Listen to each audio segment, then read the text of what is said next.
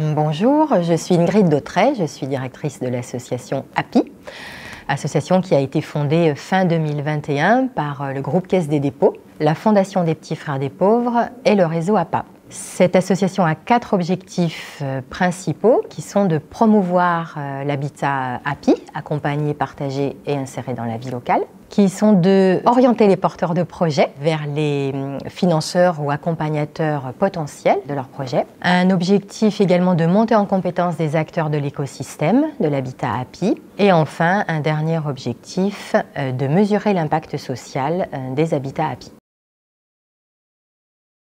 La mesure d'impact social qui a été menée en 2024 a un double objectif et donc un double intérêt par conséquent. Un premier, c'est de pouvoir outiller les porteurs de projets individuellement pour mettre en œuvre leur propre mesure d'impact social, donc plutôt un objectif à l'échelle micro. Et puis un deuxième objectif, plutôt à l'échelle macro cette fois, qui est de mettre en œuvre une démarche collective de mesure d'impact pour capitaliser les résultats de cette mesure et pour pouvoir donner à voir les effets positifs de ces habitats sur les habitants et leur entourage. API, en tant que plateforme ressources nationale, a vraiment vocation à donner à voir justement les résultats à l'échelle macro, vraiment de donner de la visibilité. La plateforme API a aussi un rôle très important à jouer auprès des porteurs de projets eux-mêmes. Et donc, en ce sens, la mesure d'impact peut leur apporter un outil supplémentaire.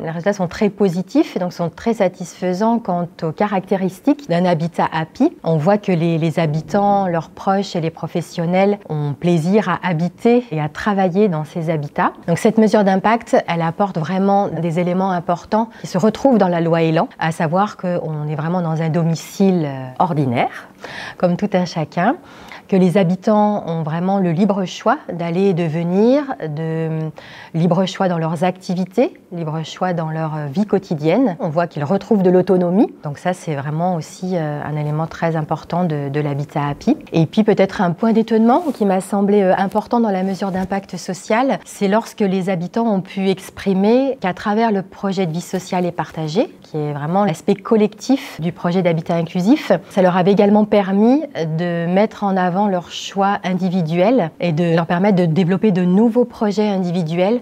Donc je trouve qu'on est vraiment à l'interface entre l'individuel et le collectif, qui est le propre de l'habitat inclusif et qui se retrouve finalement dans l'aide à la vie partagée, qui est une aide individuelle pour chaque habitant, mais qui est au service d'un projet collectif.